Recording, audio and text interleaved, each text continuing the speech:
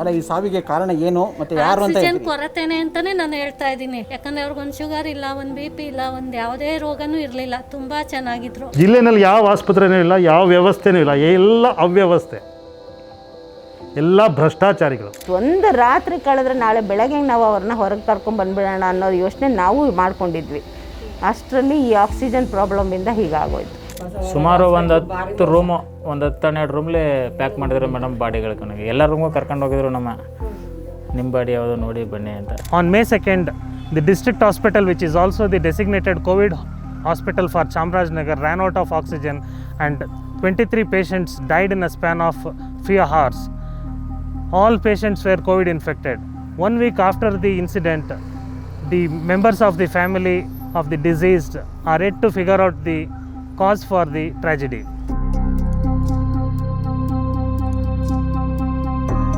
ಡಾಕ್ಟ್ರೇ ರಿಪೋರ್ಟ್ ಮಾಡ್ತಿದ್ರು, ಡೈಲಿ ನಮ್ಮ ಕೌನ್ಸಿಲಿಂಗ್ ಕರೀತಾಯಿದ್ರು, ರಿಪೋರ್ಟ್ ಮಾಡ್ತಿದ್ರು, ಇಲ್ಲ ರಿಕವರಿ ಆಗ್ತಾ ಇದ್ದಾರೆ, ಸ್ಟೇಬಲ್ ಇದ್ದಾರೆ, ಮತ್ತು ರೆಮಿಡಿಸಿವಿರ್ ಇಂಜೆಕ್ಷನ್ ಕೊಡ್ತಾಯಿದ್ದೀವಿ, ಇನ್ನೊಂದು ಕೊಡೋದು ಬಾಕಿ ಇದೆ ಅಂತ ಹೇಳಿದರು. ಅಷ್ಟರಲ್ಲಿ ಆಕ್ಸಿಜನ್ ಕೊರತೆಯಿಂದನೇ ಅವರು. Mohan Raj Megawat was a well-recognized businessman in Chamarajanagar. He ran a school and a cooperative society. His sudden death has shaken his family. ನಾನು ಹೇಳೋದು ಒಂದೇ, ಯಾರೇ ಆಗಲಿ ಜವಾಬ್ದಾರಿ ಇರೋರು ಈಗ ವೆಂಟಿಲೇಟರಲ್ಲಿ ಇಟ್ಟ ಮೇಲೆ ಪೇಷಂಟ್ಸ್ನ, ಆ ಪೇಷಂಟ್ಸ್ ಸಫಿಷಿಯೆಂಟ್ ಆಕ್ಸಿಜನ್ ಇದೆಯಾ ಇಲ್ವಾ ಆ ಟೈಮ್ಗೆ ಚೆಕ್ ಮಾಡ್ಕೊಳ್ಳೋ ಅಂಥ ಒಂದು ಪರಿಜ್ಞಾನ ಬೇಕು, ಯಾರೇ ಇರಲಿ ಅವರು. ಅದು ಇಲ್ಲದೆ ಹೇಗೆ ಕಂಪ್ಲೀಟ್ ಕ್ಲೋಸ್ ಆದಮೇಲೆ ನೀವು ಅರೇಂಜ್ ಮಾಡೋಕ್ಕೆ ವ್ಯವಸ್ಥೆ ಮಾಡ್ತೀರಾ? ಅದು ತಪ್ಪಲ್ವಾ? ವಾಸಿಯಾಗಿ ಮನೆಗೆ ಬರೋರನ್ನ ಅವರು ತೊಗೊಂಡೋಗಿ ಮಶಾನಕ್ಕೆ ಹಾಕ್ಬಿಟ್ರಲ್ಲ, ನಾವು ಯಾರನ್ನ ಕೇಳೋಣ? ಈಗ ಅವ್ರನ್ನ ನಂಬ್ಕೊಂಡು ಸಾವಿರಾರು ಜನ ಎಂಪ್ಲಾಯ್ಸ್ ಇದ್ದಾರಮ್ಮ. ಈಗ ಅನಾಥರು ಮಾಡಿಬಿಟ್ಬಿಟ್ರ? ಎಷ್ಟು ದೊಡ್ಡ ಕೊಡುಗೆ ಅವರು ಚಾಮರಾಜನಗರಕ್ಕೆ. ಅಂಥವ್ರನ್ನ ಈ ಥರ ಬಲಿ ತೊಗೊಂಡ್ರಲ್ಲ, ಈಗ ಇದನ್ನು ಯಾರು ನಮಗೆ ಅದನ್ನು ನ್ಯಾಯ ಕೊಡೋರು? In Lakkur, 19 kilometers from Chamarajanagar, Guru Prasad's family is still coming to terms with his death. ತುಂಬ ಇಷ್ಟ ಮೇಡಮ್ ಅವ್ರ ಅಪ್ಪನ ಕಂಡಿದ್ರೆ. ಈಗ ಇವಳು ನೆನ್ನ ಫೋನ್ ಮಾಡಿಬಿಟ್ಟು ನಾನು ಅವ್ರ ಅಪ್ಪನ ಡೆಡ್ ಬೇರೆ ತಗೊಂಡು ಹೋಗಿರ್ಬೇಕಾರೆ, ಅಪ್ಪ ಚಿಕ್ಕಪ್ಪ ನಮ್ಮ ಅಪ್ಪನಿಗೆ ಫೋನ್ ಕೊಡುವಂತಿಲ್ಲ, ನಾನು ಎಲ್ಲಿ ಕೊಡೋಗಿದ್ದೆ ಮೇಡಮ್ ಅಲ್ಲಿ, ಅವನ ಒಳಗಡೆ ಇದ್ದಾನೆ ಸಿಮ್ರಿಪುಟ ಅಂತ ಹೇಳ್ಬಿಟ್ಟು ಕರ್ಕೊಬಂದು. Guru Prasad leaves behind a large family which includes not just his dependent parents but also his wife's parents, his own wife and 2 daughters. ಇಷ್ಟು 20 ಸೀಟು ಫ್ಯಾಮಿಲಿನ ಎಲ್ಲನೂ ಅವ್ರನ್ನೇ ಮೇಡಮ್ ನೋಡ್ಕೊತಿದ್ದು, ಎಲ್ಲನೂ ಅವನೇ ನೋಡ್ಕೊತಿದ್ದು. ನಮ್ಮ 20 ಸೀಟಲ್ಲಿ ಯಾರಿಗೆ ಏನೇ ಆಗಿದ್ರು ಅವನೇ ಜವಾಬ್ದಾರಿ ಮೇಡಮ್. ಎಲ್ಲಿದ್ರು ಏನೇ ಬಂದು ಮಾಡ್ಕೊಡ್ತಿದ್ದೆ ಮೇಡಮ್, ಎಷ್ಟು ಹೊತ್ತಾದರೂ ಹತ್ರ ಆದ್ರೂ. ಈಗ ನಾವು 20 ಸೀಟು ಸೇರ್ಕೊಂಡು ನಾವು ಒಬ್ಬನ ಉಳಿಸ್ಕೊಳ್ಳೋಕ್ಕಾಗಲ್ಲ. Guru Prasad had been moved from Basavarajendra Private Hospital after it started to run out of oxygen supply to the district hospital in Chamarajanagar on Sunday morning. By then, his saturation level had dipped to 34. Oxygen ಕಡಿಮೆ ಇದೆ, ಇವ್ರಿಗೆ oxygen problem ಇದೆ ಅಂತ ಆಂಬುಲೆನ್ಸಲ್ಲಿ ಬಂದಿರಲ್ಲ madam. ಆವಾಗ ಕರ್ಕೊಂಡೋಗಿ oxygen ಇದೆ, bed ಇದೆ ಅಂತ ತಗೊಂಡೋಗಿ ಅಡ್ಮಿಟ್ ಮಾಡ್ಕೊಂಡ್ರು ಮೇಡಮ್. ಒಳಗಡೆ ಆಕ್ಸಿಜನ್ ಹಾಕಿದ್ರು ನಮ್ಮ ಎದುರಿಗೆ. ಆದರೆ ಅವರು ಆಕ್ಸಿಜನ್ ಹಾಕ್ಬಿಟ್ಟು ನೀವು ಹೊರಗಡೆ ಹೊರಟೋಗಿ ಅಂತ ಹೇಳ್ಬಿಟ್ಟು ಹೊರಗಡೆ ಕರ್ಕೊಂಡ್ಮೇಲೆ ಅವ್ರಿಗೆ ಆಕ್ಸಿಜನ್ ಕಡಿಮೆ ಇದೆ, ನಾವು ಮಾಡೋ ಪ್ರಯತ್ನ ಮಾಡ್ತೀನಿ, ಆದರೆ ಉಳಿಸೋಕ್ಕೆ ಡೌಟ್ ಇದೆ ಅಂತ ಹೇಳ್ಬಿಟ್ರು. ಸರಿ ಆಯಿತು, ಅವರು 2 ದಿನ ಇದ್ದರೆ ಏನು ತೊಂದರೆ ಇಲ್ಲ, 2 ದಿನ ಉಳ್ಕೊಂಡ್ಮೇಲೆ 2 ದಿನ ಆದಮೇಲೆ ಹೇಳ್ತೀನಿ ಅಂತ ಹೇಳಿದರು. ಬಟ್ ಅವತ್ತು ರಾತ್ರಿನೇ 12 ಗಂಟೆಗೆ ಫೋನ್ ಮಾಡಿದ್ರು ಮೇಡಮ್. 10:15ಗೆ ತೀರ್ಕೊಂಬಿಟ್ರು, 10:45 ಅಂತ ಫೋನ್ ಮಾಡಿದರು. ಆಕ್ಸಿಜನ್ ಪ್ರಾಬ್ಲಮ್ ನಾವು ಕೊಟ್ಟಿದ್ದಾವೆ ಅಂತ ಹೇಳ್ತಾರೆ. ಅವ್ರು ಕೊಟ್ಟಿದ್ರೆ ಅವ್ನು ಸಾಯ್ತಿರ್ನಿಲ್ಲ ಮೇಡಮ್. ಅವ್ರು 2 ದಿನ ಇರೋನು ಸಾಯ್ತಿರ್ನಿಲ್ಲ ಅವನು. ಚೀರಾಟ ನರಳಾಟಗಳು ನೋಡ್ಬಿಟ್ಟು ನನಗೆ ಯಾವುದೋ ಫಿಲಮಲ್ಲಿ ಶೂಟಿಂಗಲ್ಲಿ ನೋಡ್ತಾ ಇದ್ದೀನೇನೋ ಈ ಥರ ಘಟನೆನ, ಈ ಥರ ಅಮಾಯಕವಾಗಿ ಜನಗಳು ಸಾಯ್ತಾಯಿದೆ, ಹೇಳೋರು ಕೇಳೋರು ಯಾರೂ ಇಲ್ಲ ಅಂತ ರೇಖಣ್ಣನು ಸಿಕ್ಕಾಪಟ್ಟೆ ಕೂಗಾಡ್ಕೊಂಡು ಕೆಳಗಡೆ ಬಂದೆ. ಇಡೀ ಐಸು ಮತ್ತು 2nd ಫ್ಲೋರ್ ಬೆಡ್ಡಲ್ಲಿ ಯಾವ ಬೆಡ್ಗೂ ಆಕ್ಸಿಜನ್ ಹೋಗಿಲ್ಲ. ಇದಕ್ಕೆ ಮೇನ್ ಕಾರಣ ಆಕ್ಸಿಜನ್ ಕೊರತೆಯಿಂದನೇ ಆಗಿರೋದು. Chandrasekhar lost his elder brother C.G. Babu the same night. Despite being a BJP councillor, Chandrasekhar couldn't save his brother. ನಾವು ಜನಪ್ರತಿನಿಧಿ ಆದ್ದರಿಂದ ನಮಗೆ ಎಲ್ಲ ಮಾಹಿತಿಗಳು ಕೊಟ್ಟರು. ಅಲ್ಲೂ ನಾನು ತಕ್ಷಣ DC-ಗೆ ಫೋನ್ ಮಾಡಿದೆ, DC ರೆಸ್ಪಾನ್ಸ್ ಮಾಡಲಿಲ್ಲ. DHO ಮಾಡಿದೆ, ಎಷ್ಟು 9 ಅಲ್ಲ, ಅವರು ರೆಸ್ಪಾನ್ಸ್ ಮಾಡಲಿ. ಇರೋರ್ನಾರು ಉಳಿಸ್ರಪ್ಪ, ಹೋಗಿದ್ದಾರೆ, ಅಮಾಯಕರನ್ನ ಕೊಲೆ ಮಾಡ್ತಾ ಇದ್ದೀರಾ ನೀವು ಅಂತಂತ ಯಾರೂ ರೆಸ್ಪಾನ್ಸ್ ಇಲ್ಲ sir. A common accusation coming from the families of the deceased is that the hospital authorities kept them in the dark about the lack of oxygen supply, and thus they could not make an informed decision to save the lives of the patients. At least ಈ ಥರ ಸಮಸ್ಯೆ ಆಗ್ತಾ ಅಂತ ಹೇಳಿದ್ರೆ ಬೇರೆ ನಾವೆಲ್ಲ ಏನೋ ನಮಗೆ ಗೊತ್ತಿರೋರ ಕಡೆ ಆದರೂ ಹೇಳಿ ಏನಾದರೂ ಒಂದು ಅರೇಂಜ್ ಮಾಡ್ಬೇಕು. ಅಂದರೆ ನಮ್ಮ ಕೈಲಾದಷ್ಟು ನಾವು ಅಟ್ಲೀಸ್ಟ್ ವಿಚಾರ ಬೇರೆಯವ್ರಿಗೆ ಮುಟ್ಟಿಸ್ಬೋದಾಯ್ತು. ಅವರು ಹೊರಗಡೆನೇ ಯಾರಿಗೂ ಬಿಟ್ಕೊಟ್ಟಿಲ್ಲ ಆಕ್ಸಿಜನ್ ಖಾಲಿಯಾಗಿದೆ ಅನ್ನೋದನ್ನು. Chikuna and Ningamma rushed their 19-year-old daughter Kirtana from Kollegal Taluk Hospital to the district hospital in Chamrajnagar. The hospital in Kollegal had refused to admit her since they were out of oxygen. Doctors ಚೀಟಿ stitch ನೋಡ್ಬಿಟ್ಟು ಈ ಕಡೆ ಕೊಡೋದು ಆ ಕಡೆ ಹೋಗಿ ಅನ್ನೋದು, ಆ ಕಡೆ ಹೋಗೋದು ಈ ಕಡೆ ನೋಡೋದು. ನಾವು 7 ಗಂಟೆ ಟೈಮ್ ಗಂಟೆ ನೋಡು ಯಾವ ನಮ್ಮ ಯಾಕೆ ಬೇಕಂದಿಲ್ಲ. 12ರಿಂದ ಹಿಡಿದು 2 ಗಂಟೆ ತನಕ ಒಟ್ಟಾಡಿ ಓಡಾಡಿ ಸಾಕಾಗಿ ನಾವು ಯಾವ ಕೇಳೋದು ಯಾವ ಮಾಡಿದೆ, ಯಾರು ಬಂದು ನಮ್ಗೆ ನೋಡಲಿಲ್ಲ, ಆಕ್ಸಿಜನ್ ಕೊಡಲಿಲ್ಲ. ಟ್ರೀಟ್ಮೆಂಟ್ ಅವ್ರಿಗೆ ಕೊಟ್ಟಿದ್ವಿ, ನಮ್ಮ ಮಗಳು ಬದುಕೊಳ್ಳೋಣ ಇನ್ನೂ ಗೊತ್ತಿಲ್ಲ. The youngest of 4 siblings, Kirtana was an employee of the Pradhan Mantri Janaushadhi Kendra. Following her death, her neighbors have been listed as primary contacts. Thus, they haven't been able to find work in the village. Meanwhile, in Doddahoma, Rani, a farmer staff nurse, had been keeping a close watch on her husband's health. ಆಮೇಲೆ around 7:30 ನಾನು ವಾರ್ಡಿಗೆ ಹೋದೆ, ಐಸಿಗೆ ಹೋದೆ. ಆವಾಗ ಈಗ ಸ್ವಲ್ಪ ಪರವಾಗಿಲ್ಲ ಅಂದರು. ಅಷ್ಟೊತ್ತಿಗೆ NIV ತೆಗೆದುಬಿಟ್ಟಿದ್ರು. ಆಕ್ಸಿಜನ್ ಅಷ್ಟೇ ಕನೆಕ್ಟ್ ಮಾಡಿದರು. ಆಕ್ಸಿಜನ್ ಅದು ಕಮ್ಮಿ, NIVಗಿಂತ ಈ ಆಕ್ಸಿಜನ್ ಸ್ವಲ್ಪ ಕಮ್ಮಿ ಆಗಿತ್ತು. ಬ್ರೀದಿಂಗ್ ಡಿಫಿಕಲ್ಟಿ ಸ್ವಲ್ಪ ಇತ್ತು ಅವರಿಗೆ. ಒಂದು 2 ಅವರ್ ನೋಡ್ಬಿಟ್ಟು ಮತ್ತೆ ಹಾಕ್ಬೋದು, ಸ್ಯಾಚುರೇಷನ್ ನೋಡ್ಕೊಂಡು ಹಾಕ್ಬೋದು, ಏನೂ ಆಗೋಲ್ಲ ಅಂದ್ಬಿಟ್ಟು ನಾನು ಚೆನ್ನಾಗಿ ಊಟ ಮಾಡಿಸಿದೆ ಅವರಿಗೆ.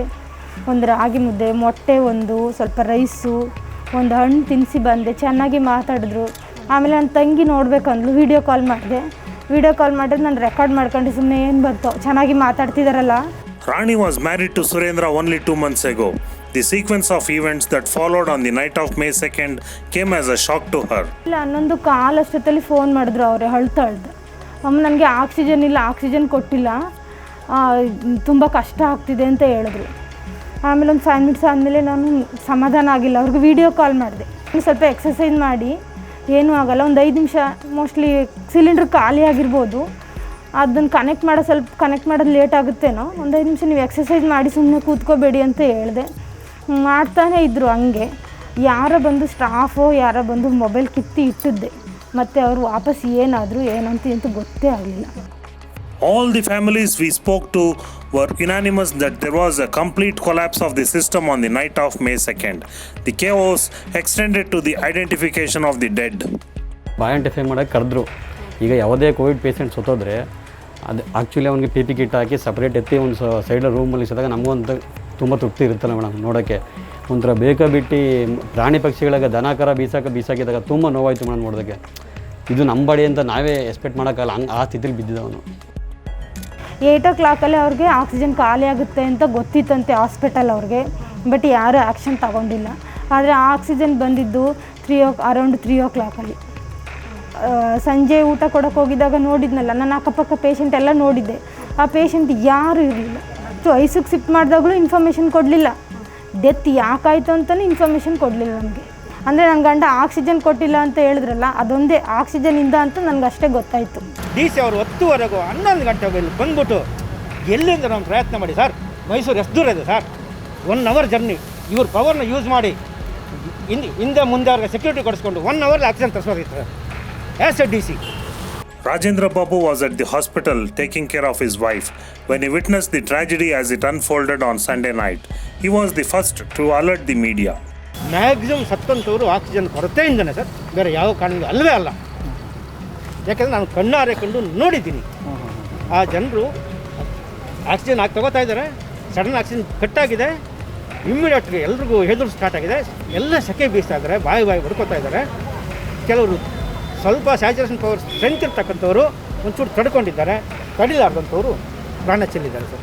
ಅದರಲ್ಲಿ ಎಮರ್ಜೆನ್ಸಿ ವಾರ್ಡಲ್ಲೂ ಚೆಲ್ಲಿದ್ದಾರೆ, ಅಲ್ಲೂ ಚೆಲ್ಲಿದ್ದಾರೆ, ಒಂದೇ ಕಡೆ ಅಲ್ಲ. ಇವತ್ತು ಸುಮಾರು ಜನ ಸತ್ತಿರ್ತಕ್ಕಂಥವ್ರು ತುಂಬ ಸಣ್ಣ ವಯಸ್ಸಿನ ಹುಡುಗರು, 32 ವರ್ಷ 35 ವರ್ಷ ಸರ್. ಒಂದು ಮಗುನ ನಾನು ಮಧ್ಯಾಹ್ನ ಮಾತಾಡ್ಸ್ಕೊಂಡು ಹೋಗಿದ್ದೀನಿ, ಹೇಗಿದ್ದೆಮ್ಮ ನಿಮ್ಮ ಯಜಮಾನರಾಗಿದ್ದಾರೆ ಅಂತ. ಅಂಕಲ್ ತುಂಬ ಚೆನ್ನಾಗಿದ್ದಾರೆ ಅಂಕಲ್, ರಾತ್ರಿ 12 ಗಂಟೆಗೆ ಬಂದು ನೋಡಿ ಸರ್, ಬಾಡಿ ನಾವು ವ್ಯಾನ್ಗೆ ಆಗ್ತದೆ ಸರ್, ಹೆಂಗೆ ತಡ್ಕೋಬೇಕು ಸರ್ ಮನುಷ್ಯನಾಗಿ. Following the deaths, Health Minister Dr. K. Sudhakar went on record to say that only 3 of the deaths were due to unavailability of oxygen. ಇದನ್ನ ನಾವು ಹೇಳ್ತಿರೋದು ಸುಳ್ಳು ಅಂತಾರೆ. ಸುಧಾಕರ್ ಅವರು ಬಂದು 3 ಜನ ಅಂತ ಹೇಳಿದ್ರು. 3 ಜನ 24 ಜನ ಏನಕ್ಕೆ ಸತ್ರು ಅಂತ ಅವರೇ ಮಾಹಿತಿ ಕೊಡಬೇಕು. Following the disaster, Karnataka Chief Minister set up a probe by IAS officer Shivayogi Kalasad on May 3rd. 2 days later, following a High Court direction, a one-man commission of inquiry by retired High Court Judge B.A. Patil was appointed.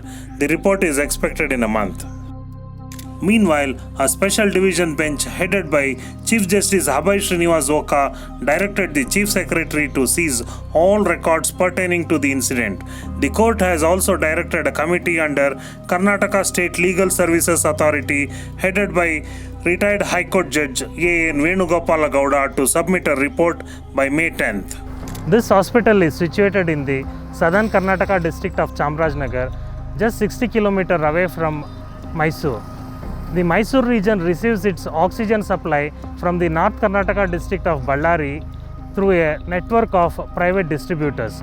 Until recently, the districts did not have a quota system to determine the demand and supply of oxygen. This hospital has a 6,000 litre capacity oxygen tank which was inaugurated on April 29.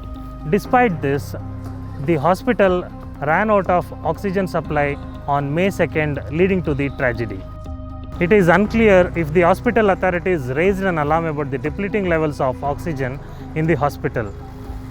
Depending on whom we spoke to, we received different replies. Dhruva Narayan, former MP from Chamrajnagar, says he first heard of a possible crisis situation at 3 p.m. on May 1st, a full day before the tragedy unfolded. ಮಧ್ಯಾಹ್ನ 3 ಗಂಟೆಗೆ ಚಾಮರಾಜನಗರ ಜಿಲ್ಲಾ ಕಾಂಗ್ರೆಸ್ನಲ್ಲೂ ಕೂಡ ಆರೋಗ್ಯ ಸಹಾಯವಾಣಿ launch ಮಾಡಲಿಕ್ಕೆ ನಾನು ಹೋಗ್ತಾ ಇದ್ದಂಥ ಸಂದರ್ಭದಲ್ಲಿ ನಮ್ಮ ಡಿಸ್ಟ್ರಿಕ್ಟ್ ಡಾಕ್ಟರ್ಸ್ನ ನಾನು ದೂರವಾಣಿ ಕರೆ ಮಾಡಿ ಅವ್ರು ಹೇಳಿದಂಥದ್ದು ಆಕ್ಸಿಜನ್ ಸಮಸ್ಯೆ ಆಗ್ಬೋದು ನಮಗೆ. ಈಗಾಗಲೇ ನಾವು ಮೈಸೂರಿನಿಂದ 2 ಗ್ಯಾಸ್ ಏಜೆನ್ಸಿಯಿಂದ ನಮಗೆ ಸಪ್ಲೈ ಆಗ್ತಿದೆ. ಸೊ ಆ ಸಪ್ಲೈ ಮೈಸೂರಿನಲ್ಲೂ ಕೂಡ ಈ ಒಂದು ಆಕ್ಸಿಜನ್ ಸಮಸ್ಯೆ ಆಗ್ಬೋದೇನೋ ಅಂತೇಳಿ ಆ ಗ್ಯಾಸ್ ಏಜೆನ್ಸಿಯವ್ರಿಗೆ ಮೈಸೂರಿನ ಜಿಲ್ಲಾ ಆಡಳಿತ ನಮಗೆ ಬೇಕು ಅಂತೇಳಿ ಒತ್ತಾಯ ಮಾಡಿದ್ದಾರೆ ಅಂತ ನಮಗೆ ಮೆಸೇಜ್ ಇದೆ ಸರ್. ಇನ್ ಕೇಸ್ ಆ 2 ಗ್ಯಾಸ್ ಏಜೆನ್ಸಿಯಿಂದ ನಮಗೇನಾದರೂ ಆಕ್ಸಿಜನ್ ಬಂದಾದರೆ ಇಲ್ಲಿ ಪ್ರಾಣಹಾನಿ ಗ್ಯಾರಂಟಿ ಅನ್ನೋ ಮಾತನ್ನು ವೈದ್ಯಾಧಿಕಾರಿಗಳು ನನಗೆ ತಿಳಿಸಿದರು. ನಾನು ತತ್ಕ್ಷಣ ಮಾನ್ಯ ಜಿಲ್ಲಾಧಿಕಾರಿಗಳಿಗೆ ದೂರವಾಣಿ ಕರೆ ಮಾಡಿ ಈ ರೀತಿ ಸಮಸ್ಯೆ ಉದ್ಭವ ಆಗ್ಬೋದು, ವೈದ್ಯಾಧಿಕಾರಿಗಳು ತಿಳಿಸಿದ್ದಾರೆ, ನೀವು ಕ್ರಮ ತಗೊಳ್ಬೇಕು ಅಂತ ಹೇಳಿದೆ. ಆ ರೀತಿ ಸಮಸ್ಯೆ ಆಗ್ದಂಗೆ ನಾನು ನೋಡ್ಕೊಳ್ತೇನೆ ಅನ್ನೋ ಮಾತನ್ನು ಜಿಲ್ಲಾಧಿಕಾರಿಗಳು ಹೇಳಿದರು. Dhruva Narayan raised another alarm, this time on the night of May 2nd. ಭಾನುವಾರ ರಾತ್ರಿ 9:30 ಗಂಟೆಗೆ ನಾನು ದೂರವಾಣಿ ಕರೆ ಮಾಡಿದೆ ಜಿಲ್ಲಾಧಿಕಾರಿಗಳಿಗೆ. ಆವಾಗ ಲಿಫ್ಟ್ ಮಾಡಲಿಲ್ಲ. ತದನಂತರ 11:30ಗೆ ಫೋನ್ ಮಾಡಿದ್ರು. ಅವರೇ ಫೋನ್ ಮಾಡಿ ನನಗೆ ತಮ್ಮ ಮಿಸ್ಡ್ ಕಾಲ್ ಇತ್ತು ಸರ್ ಅಂತ ಹೇಳಿದ್ರು. ನಾನು ಮಾಡಿದ್ದು ಈ ಸಮಸ್ಯೆಗೋಸ್ಕರ ಅಂತ ಹೇಳಿದೆ. ಇಲ್ಲ, ಅದನ್ನೆಲ್ಲ ನಾವು ರೆಕ್ಟಿಫೈ ಮಾಡಿದ್ದೀವಿ, ಏನು ತೊಂದರೆ ಇಲ್ಲ ಅನ್ನೋ ಮಾತನ್ನು ಅವರು ಹೇಳಿದ್ದಾರೆ. ವಾಸ್ತವಾಂಶನ ಜಿಲ್ಲಾಧಿಕಾರಿಗಳು ತಿಳಿಸ್ಬೇಕಾಗಿತ್ತು. ನಮಗೆ ಘಟನೆ ನಡೆದ ಮಾರನೆಗೆ ಬೆಳಿಗ್ಗೆನೇ ಗೊತ್ತಾಯಿತು. ಘಟನೆ ಹಿಂದಿನ ರಾತ್ರಿವರೆಗೂ ಕೂಡ ನಾನು ಟಚ್ಚಲ್ಲಿದ್ದೆ. ಘಟನೆ ನಡೆದ ಹಿಂದಿನ ರಾತ್ರಿ 9 ಗಂಟೆಗೆ ನಾನು ಜಿಲ್ಲಾಧಿಕಾರಿಗಳ ಜೊತೆ ಮಾತನಾಡಿದ್ದೆ. ಆಗ ಆಕ್ಸಿಜನ್ ಕೊರತೆ ಏನಿದೆ ಅಂತ ಹೇಳಲಿಲ್ಲ. ಒಂದು ಆಕ್ಸಿಜನ್ ಕೊರತೆ ಯಾಕಾಯಿತು ಅಂತ ಹೇಳಿದ್ರೆ, ಅಲ್ಲಿ ನಮಗೆ ಆಕ್ಸಿಜನ್ನು ಸಪ್ಲೈ ಆಗ್ತಕ್ಕಂಥದ್ದು ಮೈಸೂರು ಜಿಲ್ಲೆಯಿಂದ. ಅವರು ಒಂದು ಕಡೆಯಿಂದ ಅವ್ರು ಹೇಳುವಂಥದ್ದು, ನಾವು ಕೊನೆಯಲ್ಲಿ ಆಕ್ಸಿಜನ್ ಕೊರತೆ ಮಧ್ಯರಾತ್ರಿ ನಮಗೆ ಕೊನೆಯಲ್ಲಿ ಜಾಸ್ತಿ ಕಡಿಮೆ ಆದಾಗ ಅದನ್ನು ಜಿಲ್ಲಾಡಳಿತಕ್ಕೆ ನಾವು ಗಮನಕ್ಕೆ ತಂದು ಮುಖ್ಯ ಕಾರ್ಯದರ್ಶಿಗಳು ಬೇರೆ ಹೆಚ್ಚು ಅಧಿಕಾರಿಗಳ ಜೊತೆ ಸಂಪರ್ಕ ಹೊಂದಾಗ ಕೇಳ್ಬೋದು. ನಮಗೆ ಸೂಕ್ತ ಸಮಯಕ್ಕೆ ಆಕ್ಸಿಜನ್ ಸಿಲಿಂಡರ್ಗಳು ಸಪ್ಲೈ ಆಗಲಿಲ್ಲ, ಹಾಗಾಗಿ ಆಕ್ಸಿಜನ್ ಕೊರತೆ ಸತ್ತಿದ್ದಾರೆ ಅಂತಕ್ಕಂಥದ್ದು ಬಂದಿದೆ. ಈಗ ಇದ್ರ ಬಗ್ಗೆ ಸರ್ಕಾರದ ಗಮನಕ್ಕೂ ಹೋಗಿದೆ. Attempts to speak to Chamrajnagar DC and hospital authorities were unsuccessful. Following the disaster, Chamrajnagar DC had alleged that Mysuru DC Rohini Sinduri had instructed oxygen suppliers to curb supply to Chamrajnagar. ಚಾಮರಾಜನಗರದಲ್ಲಿ ನಾವು ಸ್ಪಂದಿಸಿಲ್ಲ ಅನ್ನೋದು ಸತ್ಯಕ್ಕೆ ತುಂಬ ದೂರ ಇದೆ. But ನಾವು ಅವರು ಕಷ್ಟ ಕಾಲಕ್ಕೆ 40 ಸಿಲಿಂಡರ್ ನಾವು ರಿಸ್ಕ್ ತಗೊಂಡು 40 ಸಿಲಿಂಡರ್ ನೈಟ್ ನಾವು ಕಳಿಸಿದ್ವಿ. ದಾಖಲಾತಿ ನೋಡಿದರೆ 11 o'clock ಅವ್ರು ಕೇಳಿದ್ದಾರೆ. ಮುಂಚೆ ಕೇಳಿದರೆ ಅರೇಂಜ್ ಮಾಡಿ ಕೊಡ್ಬೋದಾಯಿತು. ಚಾಮರಾಜನಗರ ಜಿಲ್ಲೆಯ DHO, DINO, DC ಮತ್ತು ಅಲ್ಲಿನ ಉಸ್ತುವಾರಿ ಸಚಿವರು, ಇವ್ರಿಗೆ ಜವಾಬ್ದಾರಿ ಇಲ್ವಾ? ಹಾಗಾದರೆ ಇವ್ರಿಗೆ ಎಷ್ಟು ಕೋಟ ಬೇಕು? ಮೈಸೂರಲ್ಲಿರೋದು ನಾವೇನು ಆಕ್ಸಿಜನ್ ಉತ್ಪಾದನೆ ಮಾಡ್ತಿಲ್ಲ, ನಮ್ಮದು ರೀಫಿಲಿಂಗ್ ಸ್ಟೇಷನ್ನು. ಅವರೊಂದು ವಾರ್ ರೂಮ್ ಅಂತ ಮಾಡ್ಕೊಂಡಿರ್ತಾರೆ. ಜನರಿಂದ ಡಿಮ್ಯಾಂಡ್ ಬರ್ತದೆ. ಜನರು ಈ ಥರ ನಮಗೆ ಆಕ್ಸಿಜನ್ ಕೊರತೆ ಆಗಿದೆ ಅಂತ ಜನನೂ ಕೂಡ ಹೇಳ್ತಿರ್ತಾರೆ. ಯಾಕಂದರೆ ಮನೆಯಲ್ಲಿ ಸಿಲಿಂಡರ್ ಇಟ್ಕೊಂಡಿರೋರ್ಗೂ ಆ ಸಮಸ್ಯೆ ಇರ್ತದೆ. ಇಷ್ಟೆಲ್ಲ ಗೊತ್ತಿದ್ದಾದ್ಮೇಲೂ ಕೂಡ ಪರಿಸ್ಥಿತಿನ ಅವ್ರು ನಿಭಾಯಿಸಬೇಕು. ಆಕ್ಸಿಜನ್ ಕೊರತೆ ಇದೆ ಅಂತ ಕೂಡಲೇ ಜಿಲ್ಲಾ ಆಸ್ಪತ್ರೆಗೆ ಹೋಗಬೇಕು, ಅವರು ನೋಡಬೇಕು. ಕೂಡಲೇ ಅದನ್ನು ನೀವು ಚೀಫ್ ಸೆಕ್ರೆಟರಿ ಇರ್ಬೋದು ಅಥವಾ ಡಿಸ್ಟ್ರಿಕ್ಟ್ ಇನ್ಚಾರ್ಜ್ ಮಿನಿಸ್ಟರ್ ಇರ್ಬೋದು, ಅವ್ರ ಗಮನಕ್ಕೆ ತರಬೇಕು. ಅವರು ಎಲ್ಲಿ ತಕ್ಷಣಕ್ಕೆ ಎಲ್ಲಿಂದ ಅರೇಂಜ್ಮೆಂಟ್ ಮಾಡಬೇಕು ಅದನ್ನು ಅವ್ರು ಮಾಡಬೇಕಲ್ವ. ಈ ಕೂತ್ಕೊಂಡ್ಬಿಟ್ಟು ಹೊಣೆಗಾರಿಕೆನ ಬೇರೆಯವ್ರ ಮೇಲೆ ಹೊರಿಸ್ಬಿಟ್ಟು ನಂದೇನಿಲ್ಲ ಅಂತ ಅಂದ್ಬಿಟ್ರೆ ಅವರಿಂದ ಲೋಪ ಆಗಿಲ್ವ. ಇನ್ನೊಂದು, As early as March 24th, the Chamarajanagar District Hospital had been categorized as red by the Critical Care Support Unit headed by Dr. K.V. Trilokchandra. The unit had flagged oxygen shortage and low oxygen pressure. The hospital was receiving 25 oxygen cylinders per day, although its requirement is 300 cylinders. Steps are now being planned to allot oxygen quotas for each district, which hasn't been part of the government's pandemic response until now. The center has been deciding allocations to each state until now.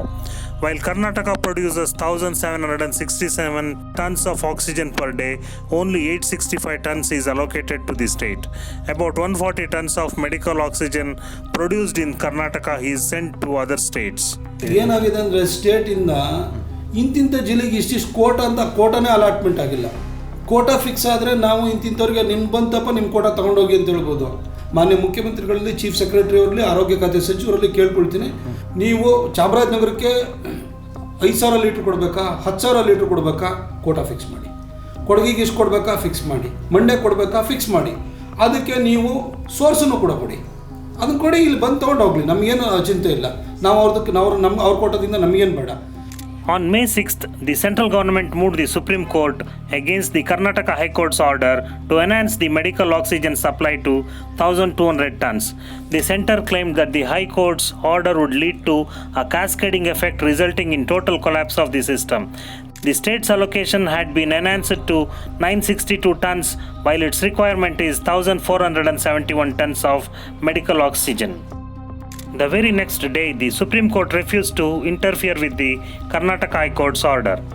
Poor planning and inability to determine the demand and supply of oxygen during the recent surge in COVID cases is certainly a failure on the part of the state government. But for the families of the deceased who are affected financially, emotionally and socially, the only hope is the Enquiry Commission. They seek redressal and pray that the other families should not undergo what they went through. This is T.R. Satish Kumar reporting for Deccan Herald from Chamarajanagar.